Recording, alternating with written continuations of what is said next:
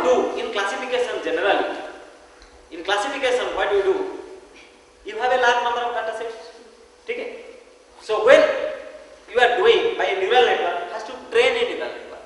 जैसे कि you have a small baby, gradually he or she learns. How he or she learns?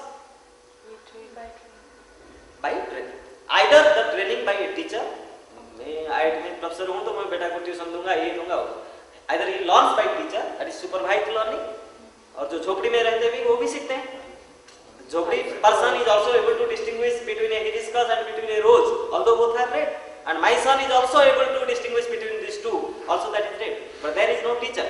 That is the learning from the environment, learning from the surrounding. That is unsupervised learning. So for any neural network, there are two types of learning. Either the learning is by a teacher or by some guided principle.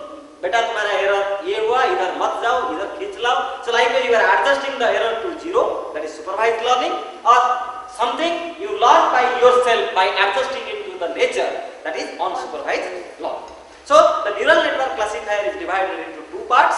One is supervised, another is unsupervised. So for this learning process, मैं एक बार और लिखा दूंगा बेटे को तो नहीं होगा ना, घुसना पड़ेगा 10 बार. जो अभी इसे लिखेगा फिर बाद में इसे लिखेगा. Like you go learning for a certain number of iterations till the error is 0. So for learning, sufficient information should be given. So these information are nothing but your features. So now what I am doing, I am extracting these features, I am giving all those features to my neural network. Yes, if these are the features, this is the output. Just like in the brain process, the learning takes place. So now I have data. Then how to test it? Class में हमारा test होता है ना, quiz test, assignment, ये वो. So how to test it? So one is test by your teacher, then finally the board exam. Okay, isn't it? So you know your testing school teacher जो test करेंगे, जो subject पढ़ाएंगे, अरे वो जो पढ़ाएंगे तो वही क्वेश्चन देंगे ना, और बाहर से कहाँ देंगे. But when you are appearing the board exam, you might not expect that. So for every neural network, one is training phase, one is testing phase, finally the certificate given stage validation. So training, testing, validation. What is the difference?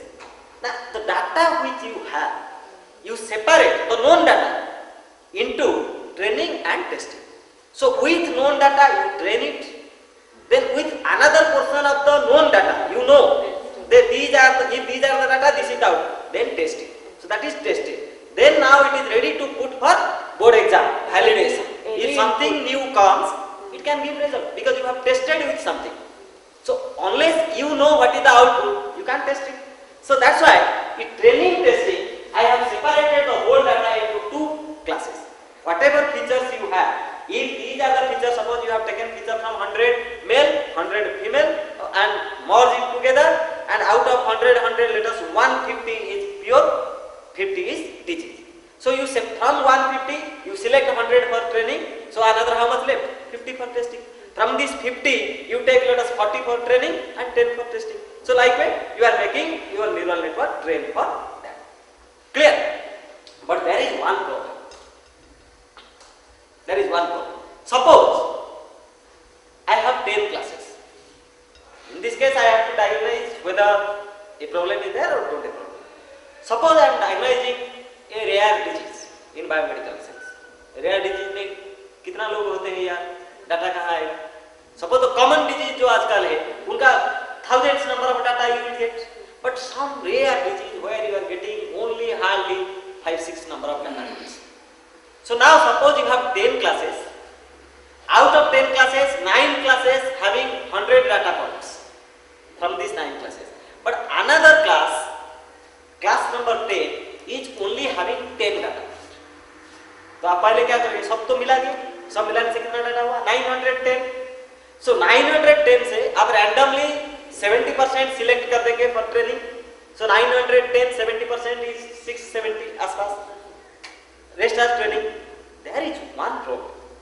Because you are randomly picking up 670 number of data points for training purpose. This may happen that out of the whole data set, the rare class which is only 10 may or may not be copied for training. So अभी suppose 10 से कुछ copy नहीं हुआ training को, but testing को आप दे दिए. So what is the accuracy? What is the accuracy? For that particular particular class, the accuracy is 0 because it has not trained at all. You are giving some unexpected thing.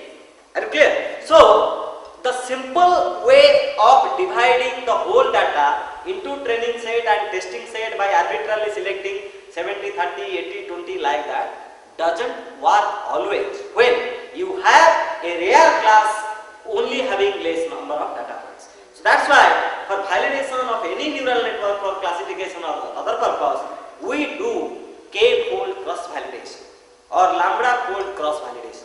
What is that? Then आपका जीव हो जाएगा. Now see, you break up. Suppose I have 5 classes.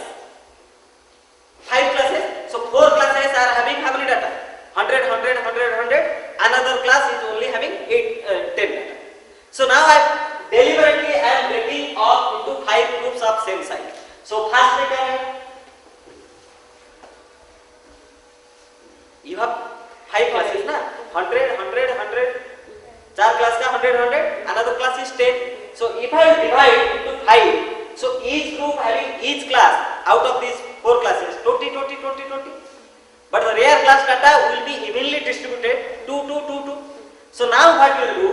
You take combinedly 4. So the total data you have separated uniformly into 5 folds, 5 folders. So each folder having nearly equal number of data. It is not that always it will be divided by 5, but approximately near number of data. So the rare class 10 is now evenly distributed in each folder 2, 2, 2. So now what will do? Take 4 folds together for training.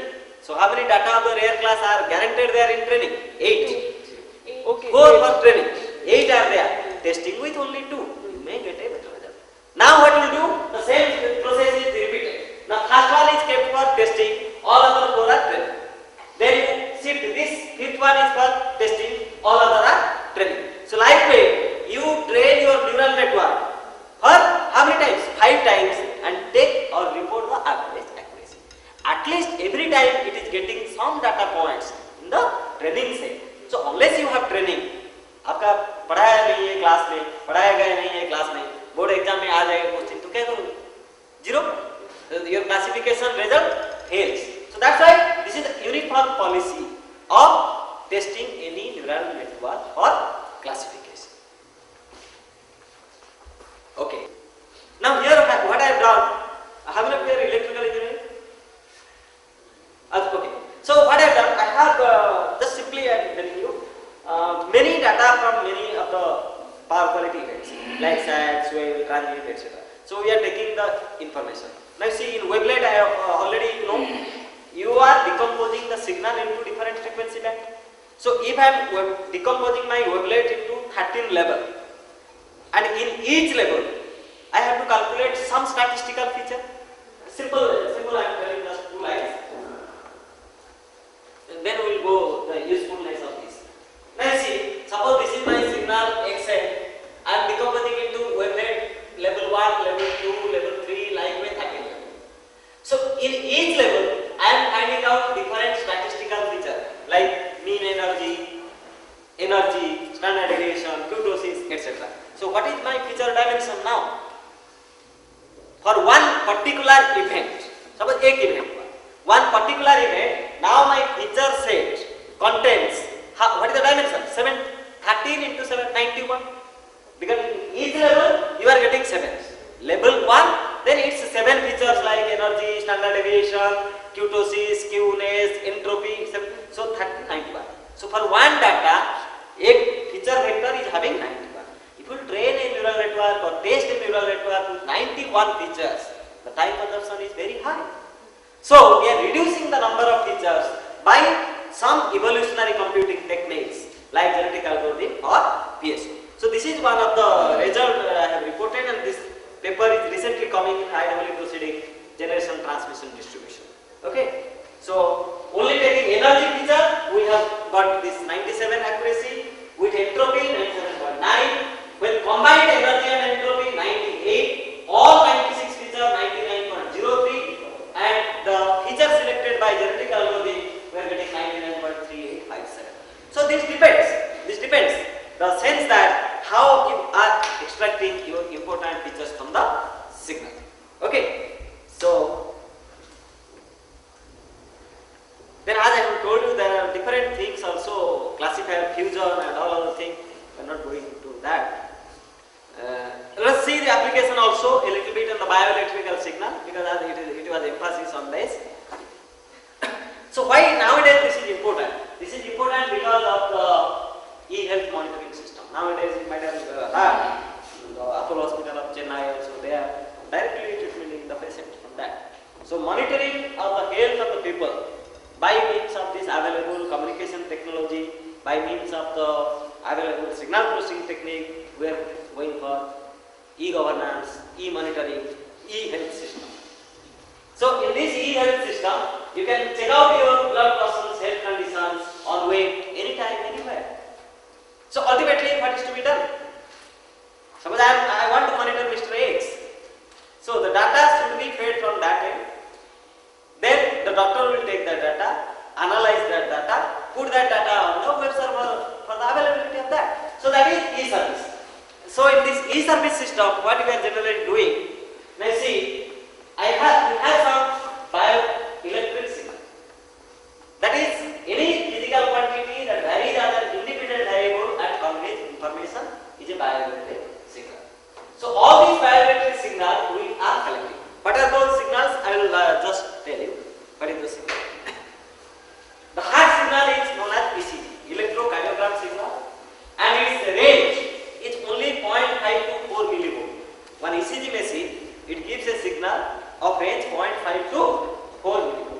Sometimes the signal level is so low that's why I have pointed out that you require some signal condition. You have to amplify this. Okay, then the frequency range is 0.01 to 250 Hz. These are the frequency range, and ECG is taken. You might have seen some electrodes are placed on the heart and the signal is taken. Similarly, another is the EEG, electroencephalogram. That is EEG signal. Its range is 5 to 300 millivolt and frequency starting from DC 0 to 150 Hz. Then electromyogram, the muscle signal, the muscle strain away, mainly orthopedic people. They take this signal which is known as electromyogram. You must be acquainted with this term. Okay. Next is electrooculogram, that is the movement of the eye. Depending upon your movement of the eye, that signal which will be produced, that is known as electrooculogram. Generally, you see, sometimes now we are doing a project under MIT, Massachusetts University of Technology, the identification from the blind. When a blind person thinks, now you see, somebody is blind from birth, somebody is not blind from birth. Suppose blind is blind from birth, आप उनको अब्दुल कलाम बोले, तो क्या हो? There is some information. He tries to process that information. But if Abdul Kalam is told to me, I will also try to extract that information regarding Abdul Kalam. So we are studying the brain, on which part of the brain a signal will be originated. If it is a healthy person who knows Abdul Kalam, who has seen the picture of Abdul Kalam, and another blind on birth, another blind after some day who knows Abdul Kalam but become blind. So likewise, the distinguishing. Once if something happens, there is a signal which originated on the brain. So taking those brain signals, how can you analyze? And oculogram signal, there are some persons physically completely disabled. And you know that eye is the only part of the human being which lives after the person is dead. Okay, that is the last most part of the human being. So even if somebody is completely paralyzed, not able to tell, not able to move, but he can give you some information by the eye movement, by the eyeball movement only. If you are asking him some questions or something, so from that eyeball movement, how can you extract important information? Kya bolna hai? Okay, so these are the nowadays also we are carrying out some work, so that is known as electrooculogram signal. Okay, at least you will get the last information from that. Similarly, the other signals like blood flow, respiratory rate, body temperature, glucose percentage on the body. Okay, of course these are some biological terms. Being an engineer, the basic thing also we have to know a little bit about that. So this is the important thing, the biomedical signal processing. Now the point is, you have the person from whom you have the sensing the signal, the required sensors are to be placed. Okay, electrodes are to be placed because for ECG, for EEG, the electrodes are to be placed. The next part is the signal conditioning. Already I have told to you. Then the signal processing. Once you do the signal processing, that means you apply your FFT, STFT, ST, WFT, whatever. Then you are getting some information. Then you have to display that information and you have to pass out that information. Okay, so that is data display, then data storage for future reference, then data communication. You have to communicate this to the patient. Okay, so this is the whole system. So once you communicate, then there must be some feedback from the patient. Because the diagnosis may be wrong. So it is, the whole thing is a completely structure in case of e-healthcare system. Okay. And already I have told you regarding the noise sources and all other things. Suppose somebody is governing the health of the fetus. So when you are taking the health of the fetus, then the ECG of the fetus is also influenced by the ECG signal of the mother. So there is interference of the mother's heartbeat or ECG beat with the fetus beat. Now there is a challenge. You have to monitor the health of the fetus, whether he is healthy or she is healthy or not. Of course, she is crossed to know the condition of that. But in that case, there is a challenge. The interference is much more. The interference of the ECG of the mother is also superimposed on the fetus ECG. So how to remove that? Wavelet is a tool which we are using now also for the denoising principle or for the denoising. So these are the challenges nowadays. These are the different noise. So finally, you have the signal, you have the sensing element, you have the signal processing technique. This is just looks like a ECG signal. It will analyze the signal. Now what we are doing? We are processing this signal by means of suitable signal processing technique to extract the uniform or important features. And sometimes this may happen. Before doing that, in signal conditioning system, we analyze that also for making it noise free. So same signal processing technique like wavelet can also be applied for the noise, making noise free of that particular signal. Then this is a brain signal we are taking in our lab. This is set up in our lab, biomedical instrumentation lab. So you place the electrodes with a cap. The cap cost is 5 lakhs rupees. You put a cap and you put different electrodes. So there are 32 electrode or 64 electrode or 128 electrodes. So these electrodes are to be put. Why? Because you want to take the signal from different portions of the brain. Our brain is explained by different portions of the brain. Because sometimes you see, you might have heard this epileptic arrhythmia. Head हो जाते हैं immediately. Okay, so whether that is present or not, to know, a certain part of the brain will be activated. आप भी might have you experience. We are thinking something more excitedly or more, some part of the brain becomes vibratory in nature. So the question is, we are monitoring the whole brain and we are looking into which portion of the brain is responsible for what work. That is the main identification. So that's why these are the signals, and again, whether you are monitoring your brain when you are sleeping, some patients come, they are unconscious. You are monitoring also. Some patients are also with conscious and you are taking. Some abnormal patients like, there are different type of abnormal who are taking monitoring also, they are moving some like that. इससे भी हो सकता है ना? So that depending on that the frequency component also change. So that's why these are classified in delta.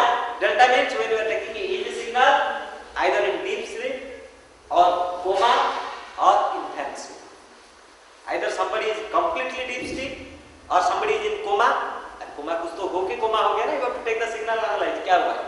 Okay, or in REM sleep, very small stage when the brain was not developed. So those frequency range is only 0.45 Hz to 4 Hz. Why? उस वक्त brain काम नहीं कर रहा है. Slowly it is working. So if it is slowly working, what will happen? Time period will be large, frequency will be low. So that is the thing. Then, so these are the modes of this EEG signal.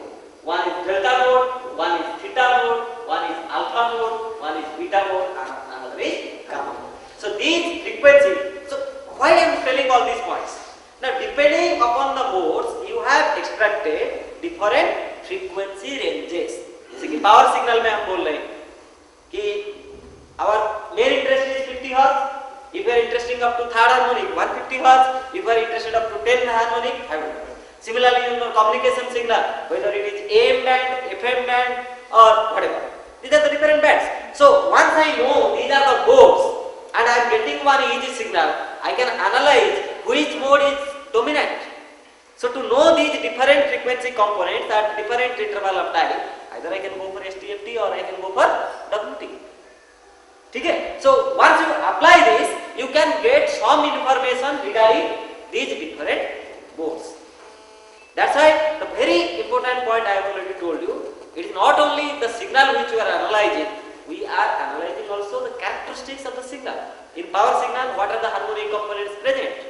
When it is present? What type of transient signal is present? Whether the transient is initiated by a capacitor switching, whether a transient is initiated by some line switching or something like that. So similarly in the EEG signal, whether this signal, what are the different modes? कुछ समझ में आया? These are the 32 channel EEG signal. So simply 16 channel EEG signal. Simply looking this signal, पता चलता है क्या हुआ है? How many electrodes you have? 16 electrodes. So all these 16 electrodes will give this, and ये तो चलता रहेगा. If somebody is in coma or something, you go on monitoring him continuously. So what section of the signal you will take? Which channel signal you will take for analysis? That is the prime part. So what section of the signal you will take? Which channel signal you will take for analysis? That is the prime part. Okay? So these are the different things. Now see, almost every signal looks like the same. If you see in your naked eye just like that, या printout आपको दिया गया है, you could look into that. यार सब तो समान लग रहा है और क्या? You can't get any conclusion from that those signals. What happened? And which signal is of your importance? ये जो 16 channel लगाया ना, which is of importance? What you are going to analyze and which signal is dominant over the other? Okay, so coming to the next, these are the electrode placements. All 32 electrodes. So this particular electrode P4, T6, O2, this portion is mainly responsible for, because these are the extensive studies done by the medical scientists. So they are told that this particular portion of the brain is responsible for the detection of arrhythmia. So you take only those signals instead of going 32. Now you see, you are gradually increasing your complexity. आपका एक signal में मैंने 91 feature लिया था. If you have 32 signal, your feature will be 91 into 32. If you have 1000 patient, 91 into 32 into 1000. Computer hang हो जाएगा. ठीक है? So the important thing is you must know which signals are to be taken for analysis and what you are doing. Whether you are going for arrhythmia detection, epileptic detection, or some other thing. So accordingly, the channel you have to select. So this is the Brain 20 International System of Electrode Placement, and you take those signals from that electrode. These are the two signals that I have noted. One is normal EEG, which is in black. Another is the epileptic seizure. The fits, epileptic seizure. So can you find any difference between these two signals? But actually these are the two signals. These are taken directly from a patient in Sar Gangaram Hospital, Medawari in New Delhi. That is a good hospital, particularly on this brain study, EEG study. So in that, with a standard EEG machine, we have taken these two signals and who will analyze this? मेरे को तो नहीं आता. One professor neurologist is there, Mandir Bhatia. So because doctor has to diagnose first. ये बाबा ये epileptic signal है, ये non-epileptic. Because they have the experience already. But if I will as an electrical engineer or you as a just signal processing expert, you can't find out any difference of these two signals by just looking into that. So what you will do by taking first the doctor, she collects a lot of database from number of patients with epileptic, without epileptic. Then she will tell, ye epileptic, this is non-epileptic. So all the data are connected, and sometimes happen, even if the signal is taken and the person is chewing something, signal behaves like an epileptic, but this is not epileptic. So all these data were collected by us, and next phase we have applied the wavelength decomposition to that signal. Okay, once I am applying wavelength decomposition, I have already told you, you are getting certain information in certain frequency bands. So these are the frequency bands, you are getting the information on that. So once these information are retrieved, now we are calculating the features. Now see, the epileptic and non-epileptic, which was not clear by looking into the signal, but once I have taken the two feature energy, just energy in third level and energy in fourth level, I have plotted. Now you see, the black ones and the blue ones are mostly separate. So you can distinguish. Now, if some unknown signal comes to you, what you will do? Same wavelength transform, same technique you apply.